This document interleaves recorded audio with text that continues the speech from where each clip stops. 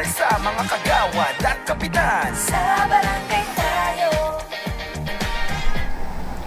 Welcome back po mga kabarangay. Alam ninyo, isa sa mga pinangako namin ngayong bagong taon magtuturo kami kung paano magsulat ng ordinansa. Balik-aral po natin. Resolusyon, balik-aral. Kasi ito na ang pinaka-main duty and responsibility ng isang member ng sangguniang barangay.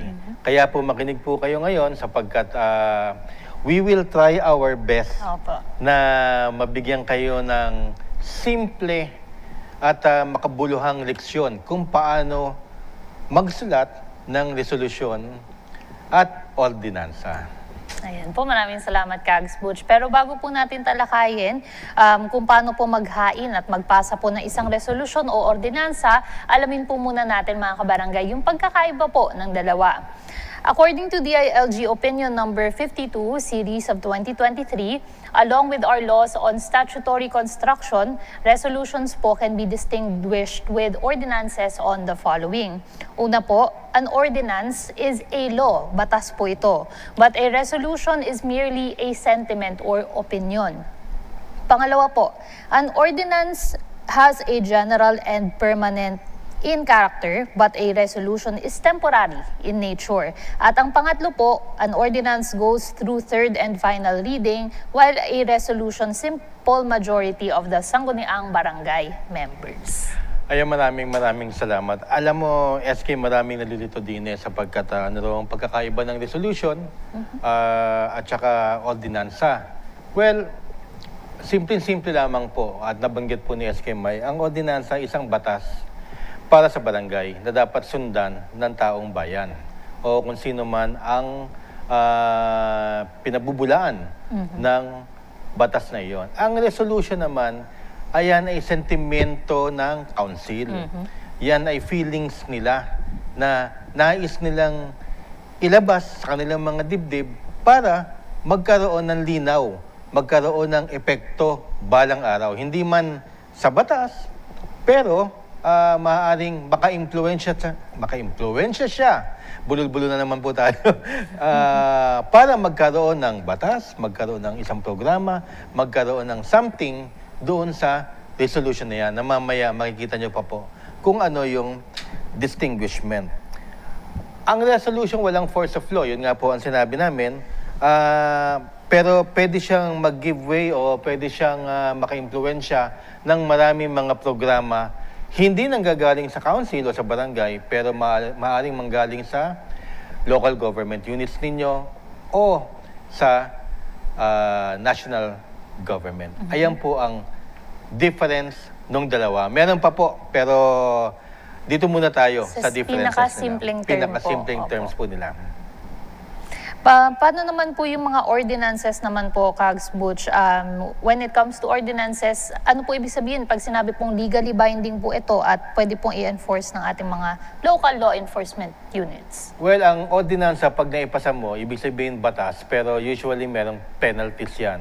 Legally binding yan sa nagpasa at saka sa mga constituents, sa mga ating mga kabarangay. Ibig sabihin, meron kayong kontrata na. Pinasa ito ng inyong council na dapat sundan ninyo. Kung hindi nyo sinundan, nandyan yung mga tanod at saka local law enforcement agencies gaya ng ating mga kapulisan para kayo ay hulihin o palatangan ng penalty o punishment. Kaya mabigat ang mga batas na lumalabas sa barangay sapagkat ito ay may kaukulang kontrata between the sanggunian, barangay government at ang kanyang mga constituents. Yan po, maraming salamat at malinaw po tayo dyan, Kags. Sa mga nagtatanong naman po na ating mga kabarangay kung ano po ang pinakamataas po na batas ng Pilipinas, Kags, isa-isahin lamang po natin. In order po mga kabarangay, unang-una po syempre ang saligang batas o ang konstitusyon. Kasunod po niyan ay ang batas po na pinasa po ng Kongreso at Senado. Pangatlo po, ang mga ordinansa na pinasa po ng Sangguniang Panlalawigan. At ang kasunod po, ordinansang pinasa ng Sangguniang Panglungsod, and then yung mga ordinansa po ng Sangguniang Bayan, at ang panghuli po ay ang mga ordinansa na pinasa po ng ating Sangguniang Barangay. Maraming nagtatanong kung bakit importante ang konstitusyon. Samantalang ang konstitusyon parang sentimento ng buong bansa. Ano? Importante yan sapagkat pag lumihis ka sa konstitusyon, hindi pwedeng batas na pinasa mo. For example, halimbawa, andito na nga tayo, halimbawa na under the Constitution, no law shall be passed abridging the freedom of speech. Ibig sabihin, hindi mo pwedeng sugpuin ang isang tao kung nais mo salita. Laban or hindi laban, nino man o sa gobyerno, or kung gusto lamang niya i-express ang kanyang sentimento sa anumang paraan, even social media. Ngayon, sa barangay, nagpasa ka ng bawal mag-post ang isang kabarangay natin na laban sa kapitan o laban sa barangay. Ay hindi, unconstitutional agad yan. Breaching na po agad yun. Pupunta ka kagad sa Constitution at sasabihin sa inyo na unconstitutional yan.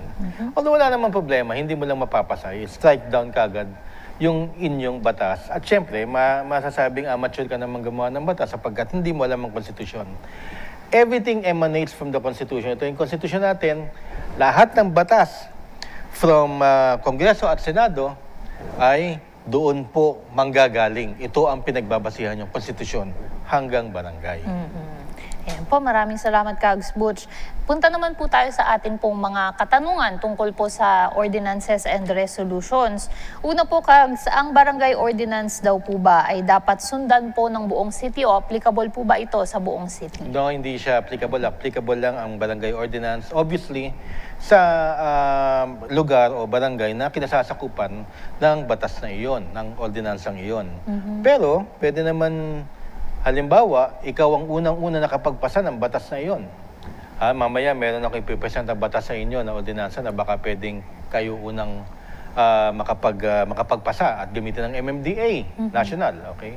Halimbawa, nagustuhan naman ng city at in-adapt ng city, ayun, magiging citywide siya. Kung i-adapt naman ng buong panlalawigan o kaya national, abay, napakagaling mo naman sapagkat ikaw ang unang nakaisip ng batas na yon.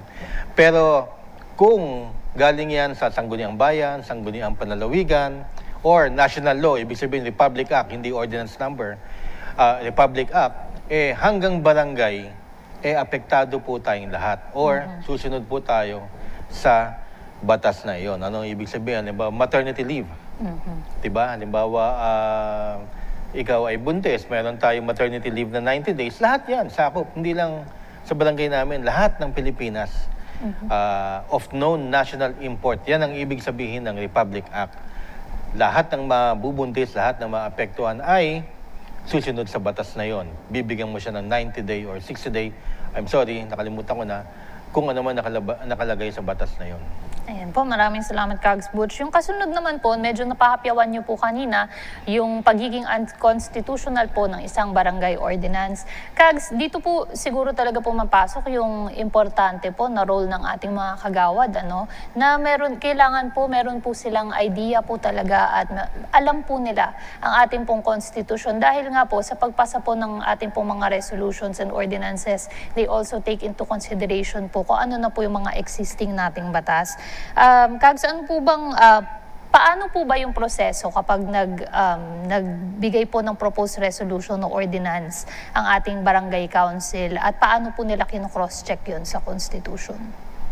Well, ang nagko-cross-check yan, kapwa kagawad mo. Halimbawa, yun nga sinabi ko kanina na pinagbabawal ninyo ang inyong mga kabarangay na magsalita laban sa kapitan ninyo at saka sa barangay mismo. Siyempre, yung kagawad na nakakaalam ng konstitusyon, dapat sasabihin niya, hindi pwede yan, boss. Hindi pwede yan, kagawad, kasi unconstitutional yan. Pero halimbawa, wala nakakaalam. Aakyat naman lahat yan sa City Council. At doon, madideclare kayo na unconstitutional. Ang Constitution kasi, SK May, 23 provisions lang yan. 23 pages pala, or 23 provisions. Nako, baka magkamali ako. Huwag niyo muna, erase niyo muna yung mga sinabi ko yun. Pero napakamanipis na booklet po ang Constitution na yan para hindi niyo pag-aralan. Kasi diyan kayo makagkakaroon ng idea kung anong magandang ordinansa ang pwede kong gawin na hindi tatamaan ang Constitution o inuutos sa akin ang Constitution na gawin ko. Halimbawa, SK May, according sa Constitution, wala dapat dynasty sa politika. Anti-dynasty. Pero wala naman nagpapasa niyan eh. Including Congress at Senado. Hindi naman pinapasa eh. So wala na uhuli. So hindi nila sinusunod yung kagustuhan ng konstitusyon. Yun ang sinasabi natin na lahat dapat pinanggagalingan ang konstitusyon, pero depende kung sino nakaupo, kung gusto mong pagbigyan yon at halimbawa may nag-file naman sa Kongreso na Anti-Dynasty Act na pinagbaba o wala, hindi rin naman pumapasa eh. So, yun nga sinasabi nila na bakit ganon, nasa Constitution na eh, hindi pa rin kayo sumusunod. At ang tagal na ng Constitution natin, 1986 pa yan. So, 30 plus years, I think 40. So, napakatagal na para hindi natin sundan yan. Sana yung mga iboboto nating next congressman at senators, maisip yun at sana tanungin natin kung magpapasa sila ayon sa Constitution. Ayan po, maraming salamat, Kags Butch. Ito naman pong kasunod, kanina po nabanggit po ninyo ng ating pong mga resolusyon at ordinansa, yung maakyat po sa ating pong City Council. Bakit po kailangan po dumaan po yun sa ating City Council? Oo nga, napahapyawan ko nga kanina. Well, unang-una kasi, baka ma-declare kang unconstitutional o baka mali yung batas mo, hindi maganda para sa barangay. Pero ang pinaka-importante niyan, SK May, baka kasi meron ng batas yung city. Opo. O baka meron ng batas yung panlalawigan, Kapitolyo, na nagkapareho kayo. Yun nga ang nagiging problema natin, mga kagawad. Kasi wala kasi tayong mahanapan ng ordinansa. Pupunta tayong city, pagtatanong tayo doon, bago rin naman yung halimbawa mga nakaupong mga konsihal, meron na bang batas ng ganito? Meron na bang ordinansang ganito? Yun nga yung pinaglalaban namin ni Kagawad Marina. Sana magkaroon ng opisina sa Sangguniang Bayan o kaya panlalawigan na pwedeng puntahan ng mga city councilors, barangay councilors, tsaka mga bukal. Isang opisina na andun na lahat ng ordinansa, including yung mga hindi pumasa at saka yung mga pasado. Halimbawa, kung sa women's, nandito lahat. At kukunin na lang yan. Ay, meron na pala. So, gawa na ako resolution adopting the city ordinance. O kaya, doon nga sa freedom of speech o kaya dyan sa mga traffic na yan, ordinansa, titignan ko kung merong, ay wala pa, so pwede. Yun nga, kinakailangan talaga magkaroon ng opisina o repository ng lahat ng bills ng sinimulan pa ng Kapitolyo hanggang barangay, hanggang sa nung tatay-tatayan pa natin para nakikita natin yon. At para nasusundan na rin natin. Kasi ganun ang Kongreso at Senado. At tawag doon records of the Senate. Legislative records of Congress na andun na lahat para yung mga senador hindi mapahiya. At file sila dyan. Yung pala, 1942, pinasa na pala yung batas na yun.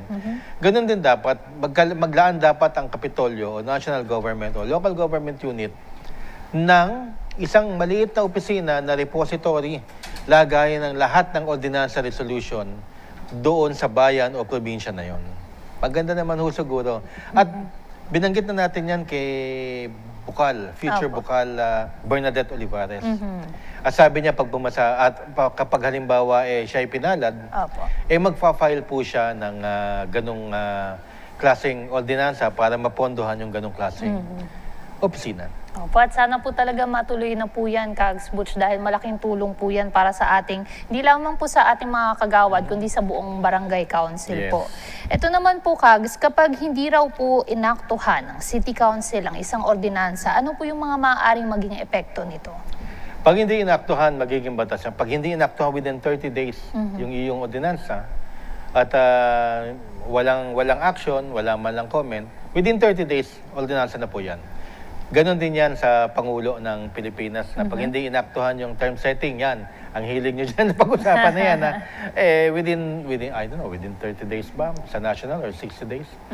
Well, within 30 days naman usually, ano na yan, magiging Republic Act na yan, wala na magagawa. So, kinakailangan aktuhan, regardless kung gusto nila o hindi. Trabaho nila yon. Okay po.